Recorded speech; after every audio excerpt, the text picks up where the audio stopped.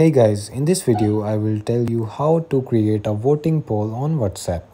So the first step is to head over to the WhatsApp, and as you can see here I have opened the chat I want to create a poll into, and you can see the plus icon on the bottom left on the screen. Click on this, and then here as you can see on the last option you can see the poll. Click on this poll option and then just type in your question. For example, I will just ask, what's your favorite weather? And for the options I will add just the weather name: winter,